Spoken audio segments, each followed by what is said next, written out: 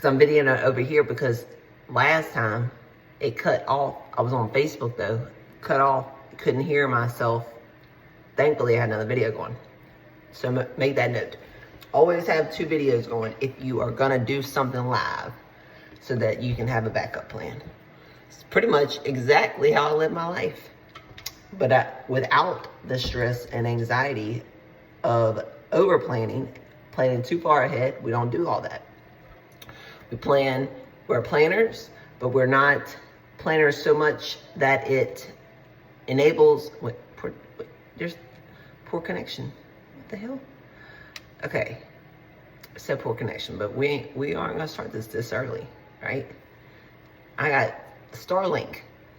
I upgraded internet services and I have poor connection, so hopefully this works. So this whole live is I'm so excited for because I love talking to competitors, not like people that have competed before, girls that have not competed before.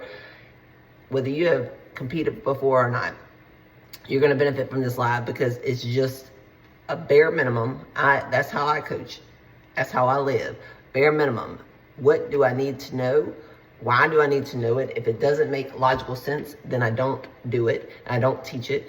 And so this is a lot of things that make sense and don't make sense. It's gonna just clear up a lot of things that I see girls all the time overthink on show day. Definitely overthink on peak week. So the whole part of, or like the biggest reason that started me on this huge list of just tips that I'm pretty sure is gonna be over like 5 different lives, is because my girls, now that so I've been coaching competitors for about a year, but everyone is, that's strike 2. Everyone is, let me see.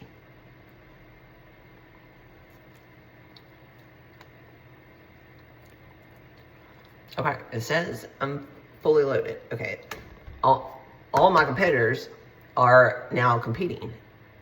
I took on competitors last year they had to go in, we had to figure out where they were metabolically, mentally, hormonally, all of that before I was willing as a coach to put them on stage. So if they wanted to compete last year and they came to me like mid-summer last year wanting to compete, that was I took one competitor on last year, but that's only because I had coached her before, and so I knew where she was metabolically and hormonally.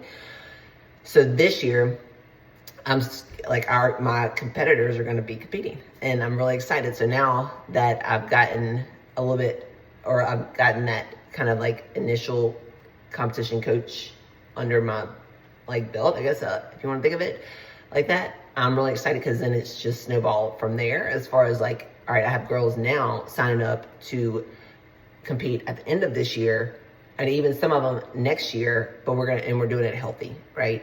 So, Jesus Christ, on crutches. All right, let me just.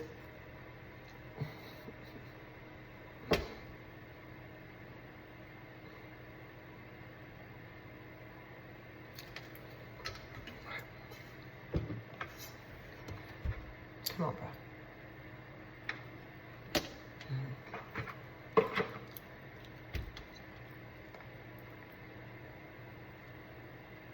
Okay, I apologize if this keeps happening. I will reroute and we will make something else work.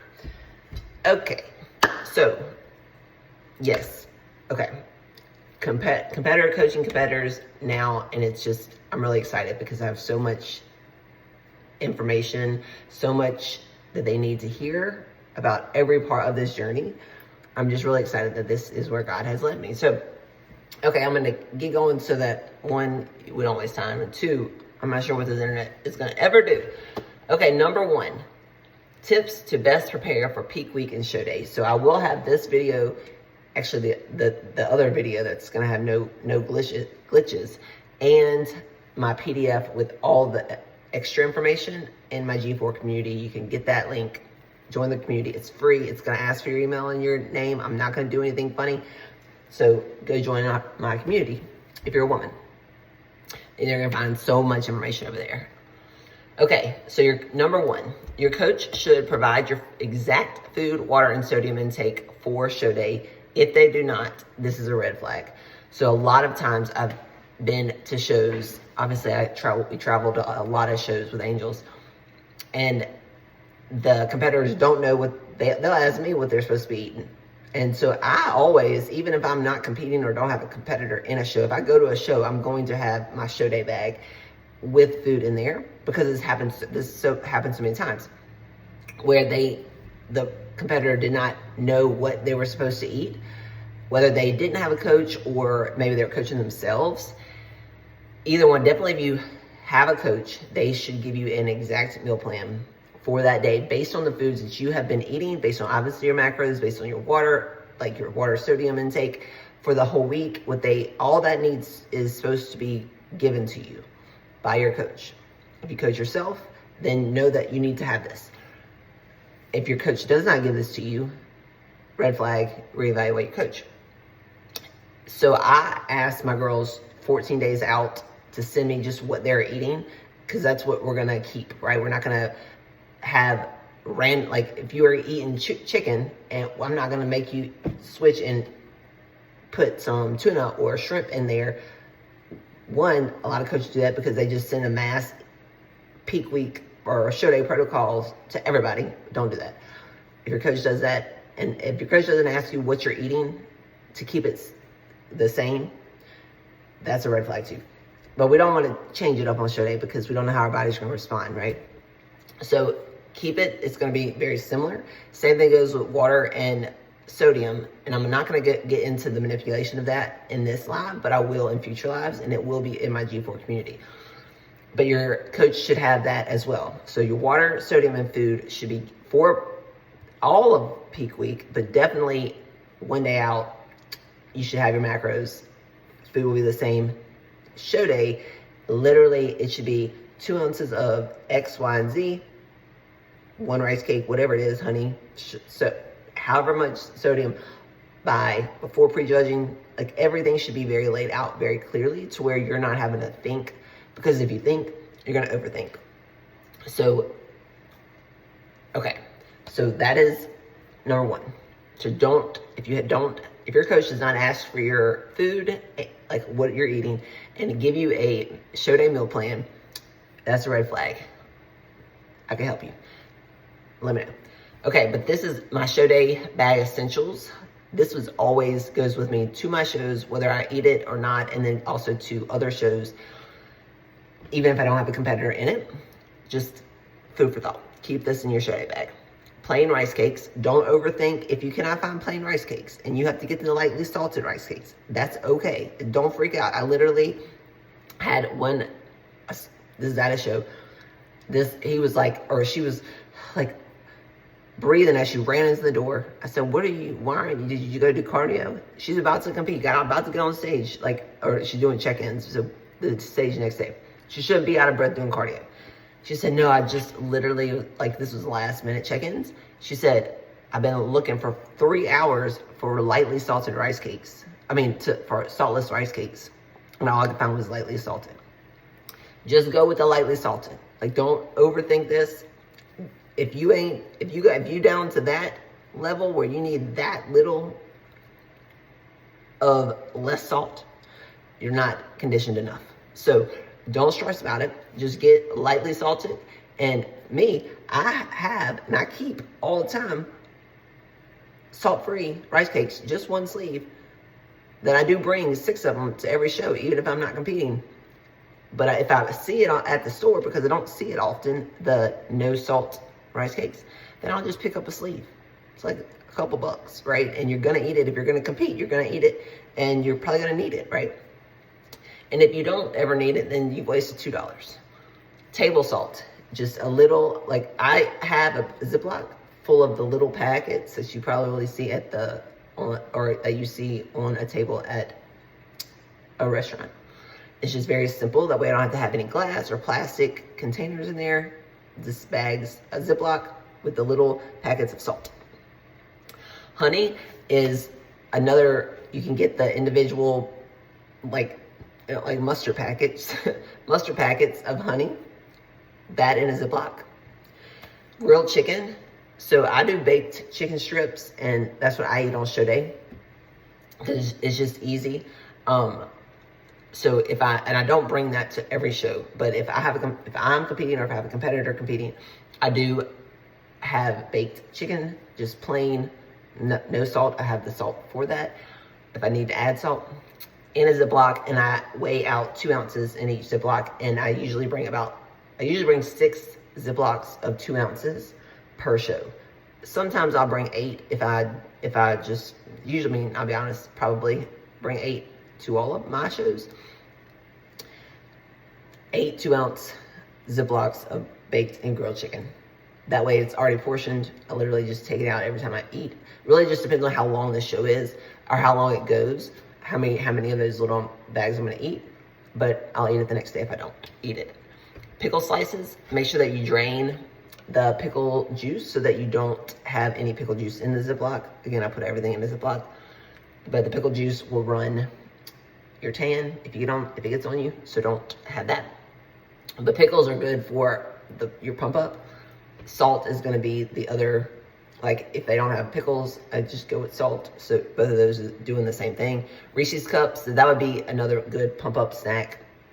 If, again, your coach should tell you what to do. I'm just telling you all the things that I keep on hand, literally ready for Dylan to tell me this, eat this, eat this, eat this, depending on how I look going into the show.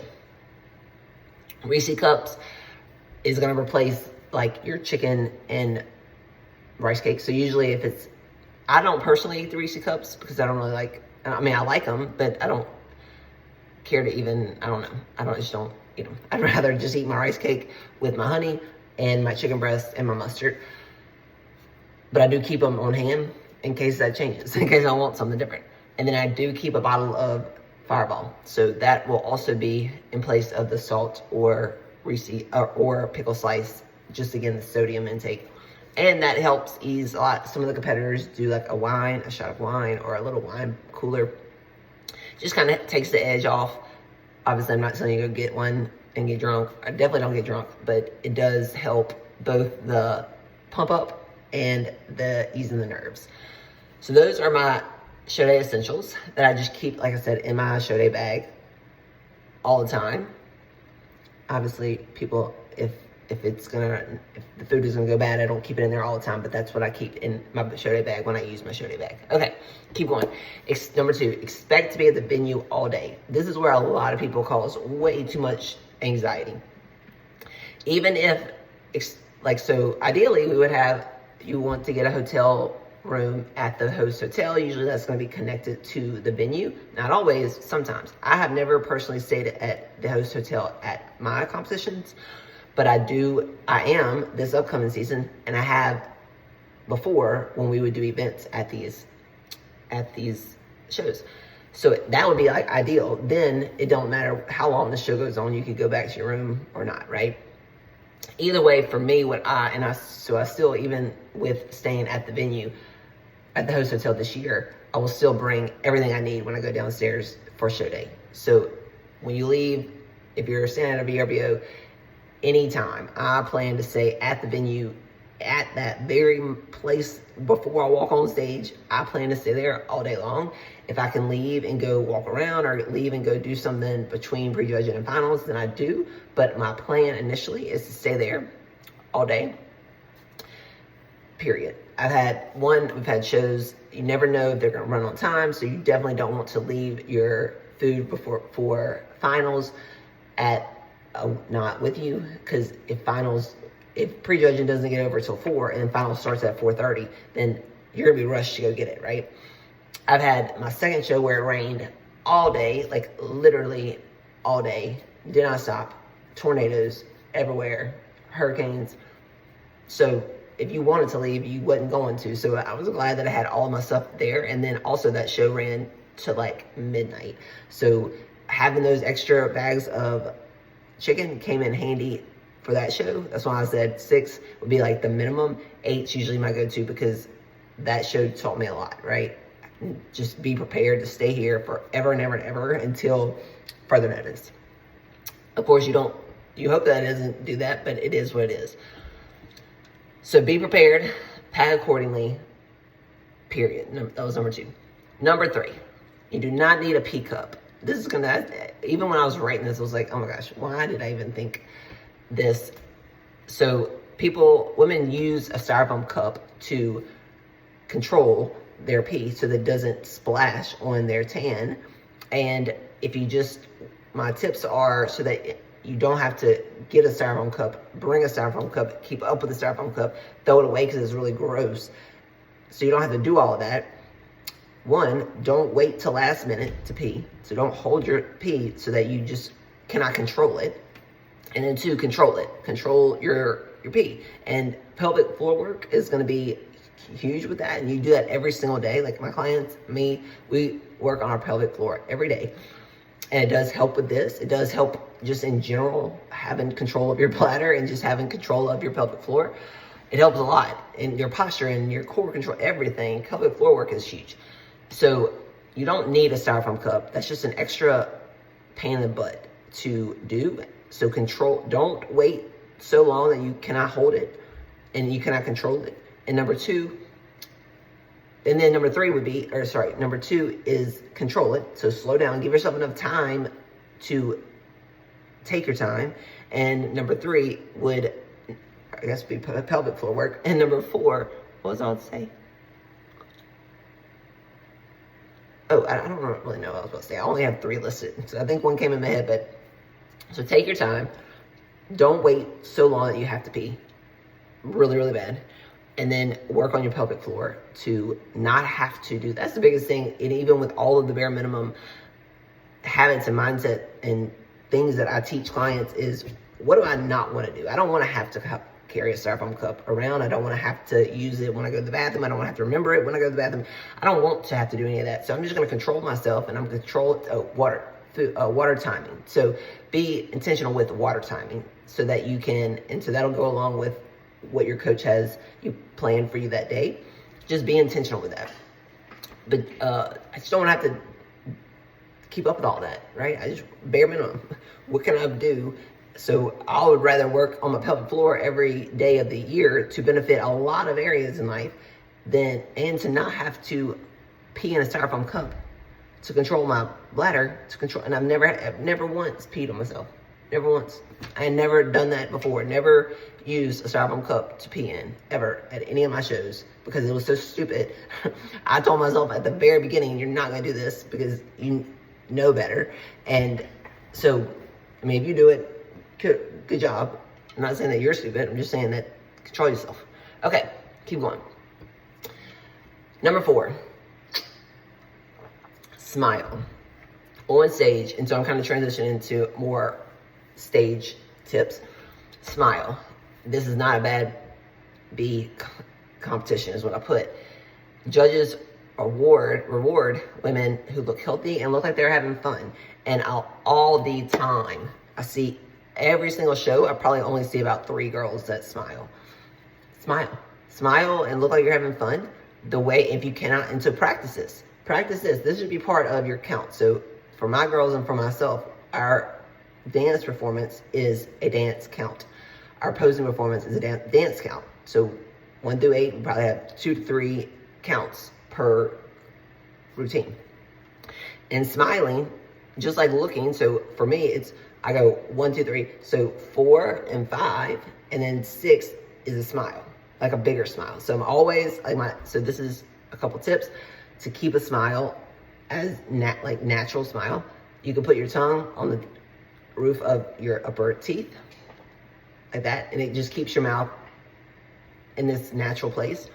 You can put Vaseline on your teeth. This keeps your lips from being able to touch, so then your lips have to at least stay open. And so if you combine those 2 things, then you're holding a natural smile without thinking about it. Where people overthink is they don't think about the smile, and they're thinking about so many other things in their posing routine. I get it. Like literally, that was my first show. My feedback was smile. And they told me that, I was like, I smile all the time. But it was just because I was thinking about so much, because I had not practiced for that first show. I didn't know what I didn't know, right? So I didn't know how much more important posing was than the body. I had the body. I just didn't have the posing routine and the confidence and the smile, even though the smile was so simple. So smile, practice smiling, put it in your count and let it be part of your routine. And so the Vaseline, the tongue, stay hydrated. It's really hard to smile when your mouth is dry, when you're dehydrated. So be hydrated. You can, Listerine strips and mouthwash spray is what I keep in my show day bag to help, because you can't have gum on, like, well, you can't, man, some people do. You can do whatever you want to. I don't have gum on show day. So these Listerine strips and this mouthwash spray help keep my mouth keep my mouth hydrated. I also have a baby toothbrush and baby toothpaste that whenever I eat, I just brush my teeth real quick and swallow the Listerine toothpaste. My best friend's a dentist. They said that's not good for you, but I only do it one day every other year, so we're good on that. Okay. Your water might be slightly lower than normal. Note, this is not a drastic lower. So even with that, like, so I drink 300 ounces a day. On show day, my goal for the whole day is probably around 80 or 90 ounces. So I'm not completely, and that's gonna depend on my sodium intake too. So take that with a grain of salt. Just, it's not zero, right? Just make that note. You gotta have water. You gotta have sodium on show day. Okay, so number 4 was smile. This is not a bad B competition. Practice your smile is part of your posing count. Okay, number 6, is this working? Okay. Number 6, suit and number placement. Pull your bottom connectors of your suit, your bottom connectors, hey Aubrey, go over your hip bones. So not below your hip bones, literally. And so so my hip bone is here. My connector goes above it. So here, hip bone, above it, right? So this is going to lengthen your legs, lengthen the look of your torso. It's also going to help guide you with your hand placement on the back arm, on your back arm in your front pose. So your back arm needs to be, I make an L with my hands, and I put on top of my hip bone is my thumb, on top of my hip bone, so that the only thing that the judges see is this, right? So the connectors above your hip bone help lengthen your legs, lengthen your torso, and guide you where your backhand needs to be for your front pose. So that your backhand is not in the middle of your stomach, on your belly button, or any other random place. It tells you exactly where it is. It's supposed to be. Right on top of that hip bone. Attach your number below your hip bone on the connector, below your hip bone on the closest hip to the judges. Make sure it's not on the back hip. So just be logical here. The judges cannot judge you if they don't see your number. So make sure that when you're putting it on, it's on your connector, below your hip bone, and pointing towards the judges. Very simple. Know your number. This is another big thing. And here, the thing is that it's loud on stage. You're excited. Your people are screaming, blah, blah, blah. Like, there's a lot going on. Music is going on. A lot going on when you're on stage. So be, one, aware of that. And 2, be more intentional with the listening part. Know your number. Like, your number is 23. 23, 23, 23. Like, say it over and over so that you don't forget it before you go on stage. And then when you get on stage, know it's going to be loud. Make eye contact with the head judge. What I do is I look at her, I read her lips. Obviously, I can't sit here and read your lips, but I can at least read 23 when she says 23. And if I can't figure it all out, I can figure it, she's at least saying 20, you know? So that helps a lot, though, being, like, watching her, this is in comparisons, watching her lips to know more if she's calling your number.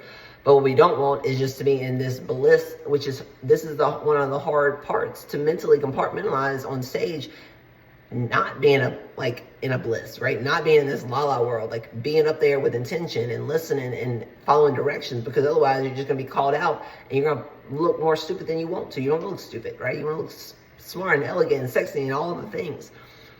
So know your number and Even, so this is on stage and backstage. Do not make, so, and there's people everywhere helping you. Like, as far as like expediters on stage, expediters in the back. But what you don't want to do is make their job harder, right? You don't want to, one of the shows, the girl went outside to do whatever she was doing. It don't matter what you're doing.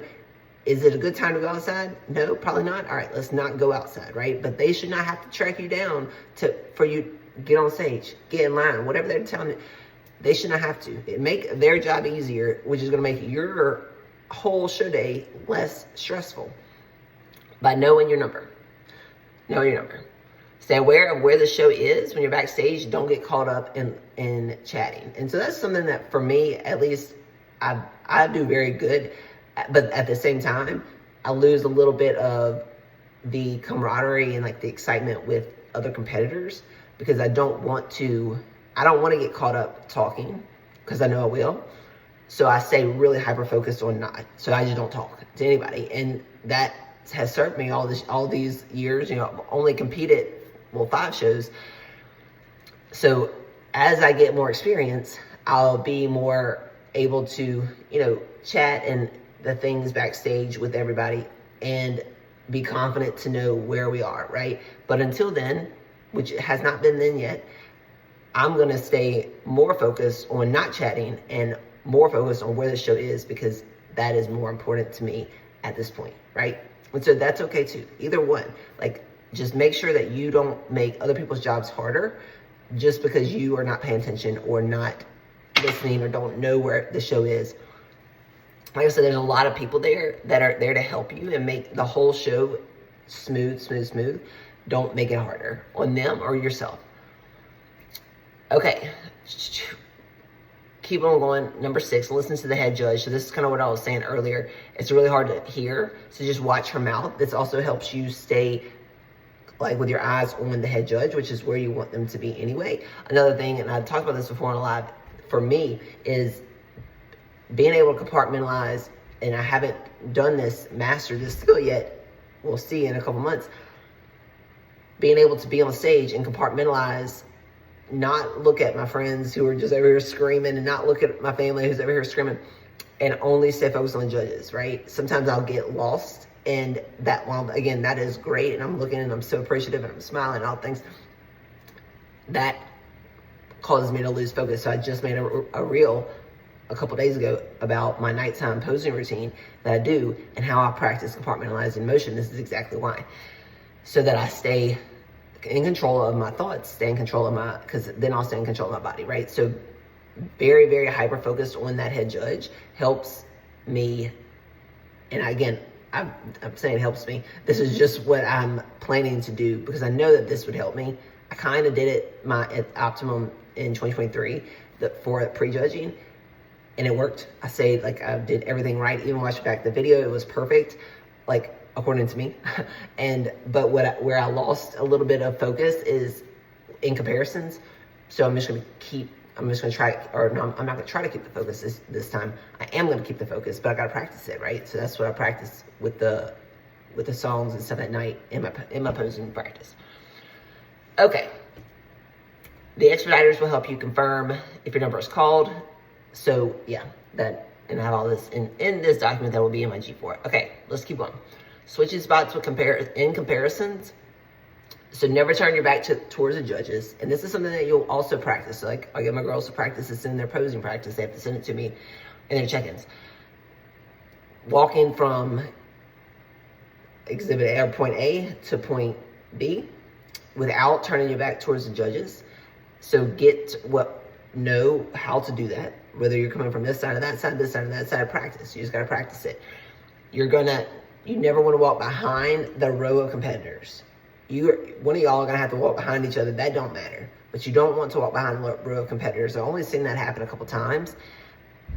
Don't let it happen. So you're just switching spots. Don't put your back towards the judges. And don't walk behind the line of competitors. Smile. That's it. Get on the other side. Or get wherever. Practice side to side walking home so that you can smoothly turn without turning your back towards the judges. Pay attention to the stage instructions. Judges. Okay, so this is another big one that I see, and this makes you stand out, not always in a good way, but when in comparisons, the judges, when they say girls turn to the back, you turn to the back. They don't always say turn to the back and walk to the back. So listen to what they're saying. And they don't always say walk to the back and turn forward. They'll tell you exactly what they want you to do. Girls turn to the back, you turn. Girls walk to the back, you walk. And some of them will say walk to the back and stand there. So you walk to the back and stand there, and then even girls turn face to front. And then they'll say girls walk to the front. So just be listening, and if you don't know what they said, just do one thing. Just turn to the front. If you're in the back, when you're in the back, turn to the front. And if they said walk to the front, then you can take off. But you don't want to take off if you don't know what they said, take off, and then they did not say to come to the front, and then you're the only one walking, right? So if you don't know what they said, just do one thing. Turn or walk. Never turn and walk. That would be a good cue. Okay. Okay, between prejudging and finals plus after. Is that all I had to say? I think so. Okay, everything else will be in the G4 community. Prejudging is where everything happens. This is one thing I did not know in my first show. They're not even judging at finals. I said that they are judging at finals. So, but they're not. They've already had their mind like 95% made up at prejudging. So I did not know that at my first show. I thought we just get 2 chances, but we don't. You get 1 chance, and so this is where everything happens. Finally, you pick up your awards. This does not mean that you're not being judged at finals. So make sure that. So stay tight and stay focused. So so this goes into, like I said, 95% of the decision is made at prejudging, but the final decision is not made until finals. And a lot. So I know you probably have heard, when they move you to the outside in comparisons. When they move you to the outside, that means you're less. No, it does not mean that. They just looking for different angles. Like, they can't see you. If you're all standing in one spot, they can only see what they see, right? The judges are not moving. So don't overthink if they're moving you. If they're moving you, it's because they're looking at you. So just remember that. And because what happens is you think that they're putting you down in the lineup after they move you to the outside, and then you start getting less excited, less happy, less proud, and you start thinking, right? And we're going to not do that. We're not going to let emotions change from the moment we step on stage to the moment we literally leave the building that night. We're having the same exciting emotions because they can see it. So you do not let that anything. And then I also have had, like, my clients, posing clients, my last client, went overalls who were not in the center, who were moved to the outside. And I remember specifically one of them who was at Nationals. She texted me after prejudging, and she was, because it was, I don't know, it was up north. She said, they moved to the outside, blah, blah. I watched her online anyway. And I said, don't worry about it. Like, I was watching her online. I was like, you looked fantastic. Like, you look tighter. You look better than any of those girls up stage. Do not worry about where they put you. If they put you not in first place, I have to call them, because looking at everybody, you clearly won. And she takes an overall. So she was on the outside. So just remember that. The placement they have you in comparisons is just so that they can see you at different angles, looking at standing by different people. Don't overthink it at all. Keep your smile, keep your excitement until you literally go to bed. Okay, number 10, be smart with food between prejudging and finals. Protein, hardest macronutrient for your body to digest is protein. So don't eat a bunch of protein at all that day. Like, literally pretty much until after the show, my protein is around 50 grams, maybe. That's because it's hard for the body to digest. So if it's hard for the body to digest, your stomach is gonna be extended. If your stomach is extended, it's not flat, and we don't want that. So protein, you don't cut it all the way, but you do cut it a lot of ways. Okay, so be smart. Don't go and eat a hamburger. I don't even know where this came from, because in my mind, logically, it doesn't make sense why you would, but a lot of people do. definitely earlier in my career, they'd be like, we're gonna go eat a burger in between judging and finals. What? Why? You gotta stay tight, because what if somebody, and I've had this happen too before, the person that was gonna like beat you, whether it be first or second or third or fourth or fifth or whatever, doesn't show up for finals, guess what? You're the next candidate. So stay tight, finish what you started. And then this goes into the last one. Get feedback after every show. I hope I stayed on track with this. Let me know. Get feedback after every show. Like, literally, do not leave a show and not get feedback. You can email them. You can email them, and every show will put on their social media how to contact the judges. So you don't have to stay that night, but do not do a show and not get feedback. I don't care if you don't ever want to compete again. You literally have been training to look a specific way. You need to figure out how close you got to that or not. And it's not to beat yourself up. It's just to see where you are on this journey of progression. You can't just leave it unknown, right?